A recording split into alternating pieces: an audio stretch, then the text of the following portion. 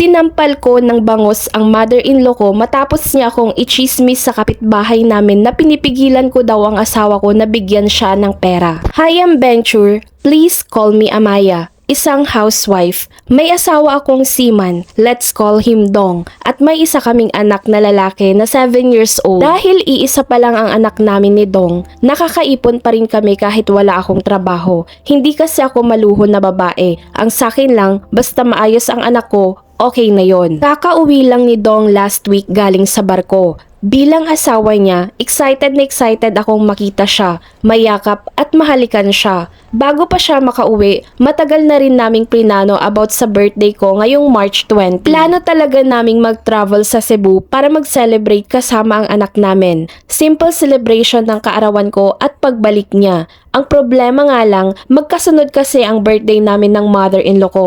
Birthday niya kasi ay March 22. Pagdating pa lang ni Dong sa bahay namin, bumisita na agad ang mother-in-law ko sa bahay. Nasa sala kami noon. Ako, nag-aayos ng mga gamit ng anak ko, habang si Dong naman nagkakape. Kumatok siya sa pintuan namin at pumasok agad, diretsong umupo sa sofa at nagsimula agad magsalita. Dong, anak, may gusto sana akong hilingin sa'yo, sabi niya. Ano po yun, ma? Sagot ng asawa ko. Nakauwi ka naman na. Baka pwede mo namang sagutin yung gastos ng birthday celebration ko. Ang balak namin ng tatay mo, sa hotel tayo mag-celebrate. Kahit mga 50 persons lang ang i-invite natin. Napatingin ako kay Dong. Sa isip ko lang, yun agad ang bungad niya sa anak niya. Hindi man lang niya kamustahin muna. Tapos sinabi niya pa, siguro mga 150k lang naman kailangan na budget. Hindi agad sumagot ang asawa ko. Kilala ko ang asawa ko. Hindi siya maramot pero practical siya. Ma, sabi niya ng mahinahon, hindi ko po kaya ang 150k. Masyadong malaki yan. Tsaka humingi din kayo sa ibang kapatid ko. Dapat magbigay din sila kahit papaano. Kitang-kita ko ang pagbabago ng mukha ng mother-in-law ko. Dagdag pa ni Dong, magbibigay ako ng 50k sa birthday niyo, mama. Kasi yung ibang pera, gagamitin namin sa Cebu trip. Birthday din kasi ni Amaya. Ramdam ko agad na hindi niya nagustuhan ang sagot ng asawa ko. Nagkunwari lang akong naghuhugas sa kusina para hindi mahalata ng mother-in-law ko na nakikinig ako sa usapan nila. Pagkalipas ng ilang minuto, habang akala niya hindi ko siya naririnig, may sinasabi siyang pabulong. Gagastusan mo ang asawa mo sa Cebu? Hindi mo nga alam kung anong ginagawa niyan habang nasa barko ka. Huminto ako sa ginagawa ko para pakinggan ng mabuti. Baka kung sino-sino nilalandi niyan habang wala ka. Hindi niya nga maasikaso anak niyo, puro paganda lang ang alam. Pabulong niyang sinasabi habang nasa harap ng salamin. Hindi ako nagsalita dahil hindi naman ata narinig ni Dong yun kasi pabulong niya lang sinabi.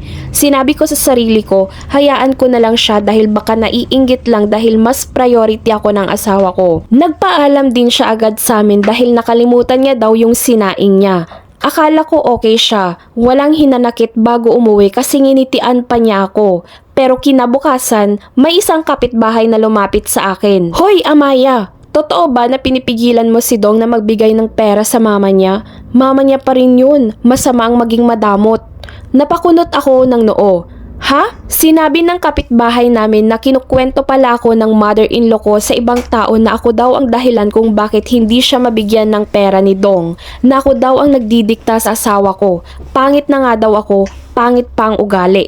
Sa puntong yun, kumulo na yung dugo ko. Hindi naman ako mahilig sa confrontation, pero pag sinisira ng pangalan ko, ibang usapan na yon. Malapit lang ang bahay nila sa amin, mga 5 minuto lang nalakad. Buti na lang, tulog pa ang asawa ko nun, kaya may time pa akong sugurin ang mother-in-law ko. Habang naglalakad ako papunta sa bahay nila, may nadaanan pa akong naglalako ng bangus. Fresh bangus! Bumili ako ng bangus dahil favorite ni Dong isigang yon at dumiretso ako sa bahay ng mother-in-law ko. Pagpasok ko sa gate, nakita ko siya sa balcony. May nagmamasahe ng ulo niya. Parang reyna. Lumapit na ako agad. Tiningnan ko siya ng diretso. Pagtingin niya sa akin, nagulat siya. Hindi ko na hinayaang magsalita ang mother-in-law ko. Kinuha ko yung bangus sa plastic at isinampal ko sa kanya. Yung nagmamasahe pa sa kanya, napahoy pa sa akin. Sinabi ko sa mother-in-law ko, para po sa kaalaman nyo, hindi ko hinahadlangan si Dong na bigyan kayo ng pera. Kahit 200k pa yan o 500k, wala akong pakialam. Kaya wala kayong karapatan na ichismis ako sa mga kapitbahay na ako ang pumipigil na magbigay ng pera sa inyo. Kung ayaw niyang ibigay ang 150k na hinihingi nyo, desisyon niya yon. Hindi ako nakikialam doon. Tumitig ako sa kanya, kaya wala kayong karapatan na gawing kontrabida ang pangalan ko sa mga kwento nyo.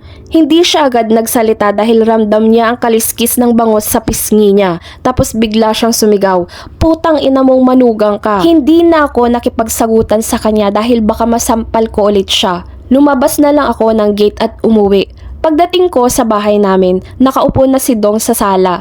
Pagpasok ko pa lang, alam na niya agad ang ginawa ko sa mama niya. Mukhang may nagsumbong na agad. "Amaya," sabi niya, "pagpasensyahan mo na si mama." Lumapit siya at hinawakan ang kamay ko. "Huwag ka na ma-stress, malapit na ang birthday mo, baka pumangit ka pa." Napatingin ako sa kanya. Wala naman akong masyadong ginawa kay mama. Sinampal ko lang siya ng bangus dahil baka wala silang ulam. Medyo mali din ang ginawa ko kasi mama pa rin yun ng asawa ko. Kaso, nangyari na, hindi ko napigilan ang sarili ko. Hanggang ngayon, hindi pa rin ako pinapansin ng mother-in-law ko.